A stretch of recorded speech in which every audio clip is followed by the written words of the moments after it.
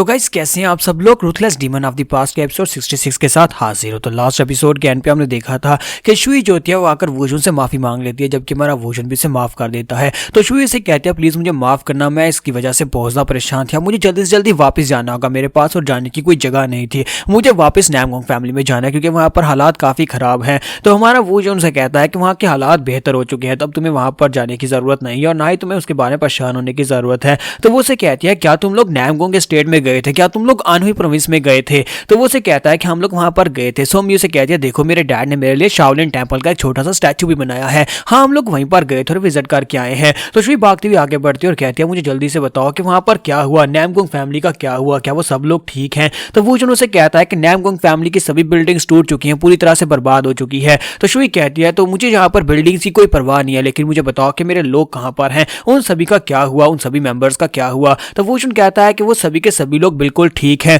नैमगोंग family के जो बचे कुछ वॉरियर्स थे उन सभी लोगों ने अपने आप को संभाला है और सभी लोग सेफ प्लेस के ऊपर चले गए हैं। जबकि वहां पर जुनशान स्वर्ड और उसके साथ एक और मास्क वाले बंदे ने आकर सारी की सारी सिचुएशन को कंट्रोल कर लिया। तो शुई ये बात सुनने के बाद वहीं पर बैठ जाती है, रोते हुए कहती है चलो शुक्र है कि मेरी फैमिली ठीक है। इसके साथ ही ग्रैंडपा पीछे से बोलते हैं और उसे कहता है कि अब जबकि पूरी की पूरी फैमिली बिल्कुल सेफ है तो तुम्हें बिल्कुल परेशान होने की जरूरत नहीं है। ये आवाज सुनने के साथ शुई कहती है कि ये आवाज मैं पहचानती हूँ। वो पीछे की तरफ घूमती है तो वहां पर उसके ग्रैंडपा मास्क लगाकर बैठे होते हैं। तो वो कहती है ग्रैंडफादर, और वो भागती हुई उसकी तरफ आगे बढ़ती है और कहती है ग्रैंडफादर जी आप हो। तो वो उसे कहता है नहीं हो मैं नहीं हूँ, मैं ग्रैंडफादर नहीं हूँ। जबकि वो जाकर उसे कॉलर से पकड़ती है और कहती है आप ग्रैंडफादर ही हैं, मुझे अच्छी तरह से पता है। तो वो उसे कहता है कि नहीं मैं ग्रैंडफादर नहीं हूँ। तो वो कहती है मैं आपकी आवाज को अच्छे से पहचानती हूँ, आखिर बताएं कि आप ये क्यों कर रहे हैं, आखिर ऐसा क्यों हुआ कि आप यहाँ पर हमारे साथ नहीं और ऊपर से आपने मास्क क्यों लगाया हुआ है। ग्रैंडपा इसी के साथ ही खामोश हो जाते हैं। तो वो उनके गले लगकर रोना शुरू कर देती है और कहती है ग्रैंडपा आपको पता है कि मैं यहाँ पर तुम्हें कितना मिस कर रही थी, मैंने आपको बहुत ज्यादा मिस किया और आपको देखकर मुझे सबसे ज्यादा खुशी हो रही है।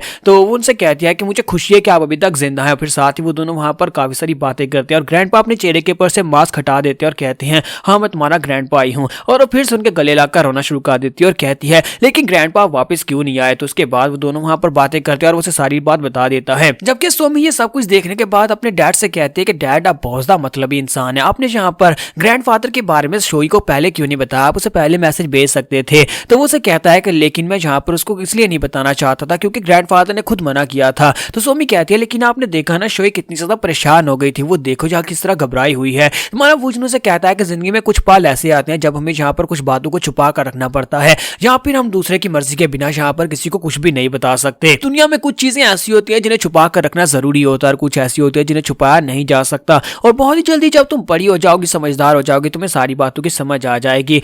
तो फिर सोमी उसे कहती है तो डैड क्या वो वापस चले जाएंगे। तो वो उसे कहते हैं पता नहीं, मुझे इस बारे में फिलहाल के लिए नहीं पता, हो सकता है कि वो लोग वापस चले जाए लेकिन लगता नहीं है कि वो लोग वापस जाएंगे। तो सोमी उसे कहते हैं कि डैड मुझे लगता है कि हमें शोई को यहीं पर रख लेना चाहिए, क्यों ना हम लोग शोई को यहाँ पर रख ले, मेरे पास एक आइडिया है, हम उसे यहाँ पर आपकी शादी करवा देते हैं, अगर आप दोनों की शादी हो जाती है तो वो हमेशा के लिए यहीं पर रह जाएगी। तुम्हारा वुजन उसे कहता है कि आइडिया काफी अच्छा है लेकिन तुम्हें आया कहाँ से। तो वो कहती है बस मुझे पता है कि जब किसी लड़की की शादी हो जाती है तो वो लड़के के साथ ही रहती है, तो वो आपके साथ ही यहाँ पर रहेगी ना। तुम्हारा वुजन उसके साथ हंस कर बातें कर रहा होता है, जबकि स्मार्टी साइड के पर खड़ा है सब कुछ देख रहा होता है और काफी हैरान होता है कि मैंने आज से पहले इस मास्टर को इस तरह के एक्सप्रेशंस देते हुए नहीं देखा, ये हमेशा ही हमारे साथ सीरियस मूड में बात करता है जबकि सोमी के साथ बड़े प्यार से बात करता है। इसके साथ ही वो इस बात से काफी खुश भी होता है कि पैलेस मास्टर यहाँ पर सोमी के साथ काफी अच्छे से बात करते हैं। तो नेक्स्ट सीन रात के वक्त का दिखाया जाता है कि रात के वक्त हमारा वुजन फिर से उन तीनों कब्रों के पास जाता है, जाकर एक कब्र के सामने वाइन डालता है और उसे रिस्पेक्ट देते हुए कहता है क्या तुम्हें पता है कि इस वक्त क्या हो रहा है, क्योंकि हमारा वुजन जो होता है इसमें से जो लड़की होती है उसको अच्छे तरीके से जानता है, क्योंकि यहाँ पर वो पास की एक मेमोरी दिखाता है जिसमें वो लड़की उसके सामने भीख मांग रही होती है, उसे कहती है कि प्लीज मेरी जान बख्श दो। तुम्हारा वुजन उसे कहता है क्या तुम्हें पता है कि यहाँ पर एक मार्शल आर्टिस्ट के लिए जिस सबसे बड़ा सीन होता है कि वो किसी से माफी की भीख मांगे, उसे कहे कि मेरी जान बख्श दो। एक मार्शल आर्टिस्ट होने के नाते तुम्हें यहाँ पर गर्व के साथ मरना चाहिए, तो क्या तुम चाहते हो कि मैं यहाँ पर तुम्हें छोड़ दूं, तुम्हें माफ कर दूं। तो वो कहती है हाँ मैं बहुत बड़ी बेवकूफ थी जो मैंने तुम्हारे साथ आकर फाइट मोल ली, लेकिन मैं जीना चाहती हूँ। तो उसका नाम नैम जूरियन होता है। वुजन उसे देखने के बाद महसूस कर रहा था और सोच रहा था कि ये लड़की एक प्योर मार्शल आर्टिस्ट है, लेकिन इसके बावजूद जो अपनी डिग्निटी को साइड पर रखकर मेरे सामने जो बात कह रही है कि मैं इसकी जान बख्श दूं, इसका मतलब यह है कि इसकी जिंदगी में अभी कुछ बहुत ज्यादा इंपॉर्टेंट है जिसके लिए यहाँ पर अपनी जान बचवा रही है। तो मैं यहाँ पर इसका कोई ऐसा दुश्मन तो हो नहीं जो इसको जान से मार डालूं। तो हमारा वुजन जो होता है उसको छोड़ देता है, तो वुजन उसकी जान बख्श देता है और उसके बाद से नैम जूरियन जो होती है वो आगे बढ़कर काफी पावरफुल और बहुत ही स्ट्रॉन्ग मार्शल आर्टिस्ट बनती है, जिसे 3 हीवंस में से एक माना जाता है। वुजन कहता है कि उसके बाद मैंने उसे ट्रेनिंग दी, मैंने पर्सनली उसे ट्रेन किया और उसे तलवारबाजी की टेक्निक सिखाई। उसके पास बहुत ही स्पेशल तलवारबाजी की टेक्निक्स थी जो कि मैंने उसे पहले से ज्यादा बेहतर करके बताई।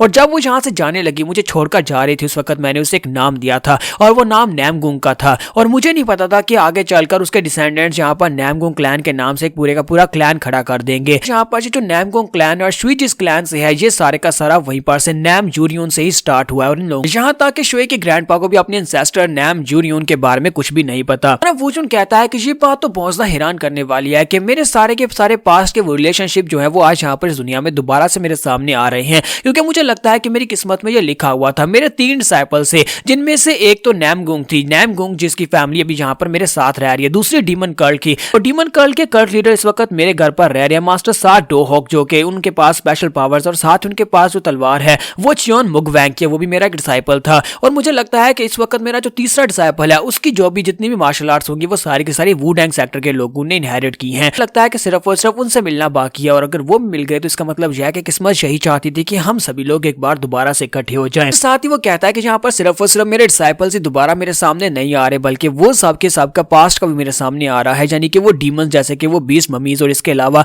बॉडी स्ट्रेंथनिंग टेक्निक और डीमन कर्ल की वो सभी टेक्निक्स, यानी कि ब्लड डीमन की वो टेक्निक्स। मुझे लगता है कि ब्लड डीमन के डिसेंडेंट्स अभी तक जिंदा है जो कि अपनी टेक्निक्स को यहाँ पर यूज कर रहे हैं। तो ये सब कुछ तो किस्मत में लिखा हुआ था, और मुझे लगता है कि इस दुनिया में दोबारा से हम सभी को वही फेस करना पड़ेगा जो 1000 साल पहले मैं फेस कर चुका हूँ। वुजुन कहता है तो मुझे लगता है कि मुझे दोबारा से 1000 साल पहले वाला ruthless demon of the past बनना होगा, क्योंकि अगर यहाँ पर ये सब कुछ दोबारा से मेरे सामने आ रहा है और ब्लड डीमन भी दोबारा से मेरे सामने आ रहा है, तो फिर मुझे यहाँ पर स्टेप अप तो करना ही पड़ेगा। तो यहीं पर से नेक्स्ट सीन जो होता है अगले दिन का दिखाया जाता है, जहाँ पर शुई और स्मार्ट एक दूसरे के आमने सामने होते हैं तलवारें लेकर। वो दोनों हैरान होते हैं और उसे कहते हैं कि मास्टर जी तुम क्या करवा रहे हो। तो हमारा वुजुन उनसे कहता है कि तुम दोनों को फाइट करनी होगी, तुम दोनों स्पार करने वाले हो। तो वो कहता है क्या मैं इससे फाइट करूंगा, जबकि शुई से कहती है कि मैं इस बेवकूफ से फाइट क्यों करूंगी, तुम यहाँ पर इस बेवकूफ से मेरी फाइट क्यों करवा रहे हो जो कि तलवार को भी ठीक से पकड़ नहीं सकता। मैं यहाँ पर तुम्हारे साथ फाइट करना चाहती हूँ, क्या तुम मेरे साथ फाइट नहीं करोगे। तुम्हारा वुजुन उसे कहता है कि नहीं, तुम इसको भी नहीं हरा सकते और तुम यहाँ पर मुझसे फाइट करने की बात कर रही हो। मुझे लगता है कि तुम्हें पहले अपने ओपोनेंट से फाइट करने से पहले उसके सामने अपना गार्ड डाउन नहीं करना चाहिए, ना ही उसे कमजोर समझना चाहिए, जैसे कि तुम यहाँ पर समाते को कमजोर समझ रही हो।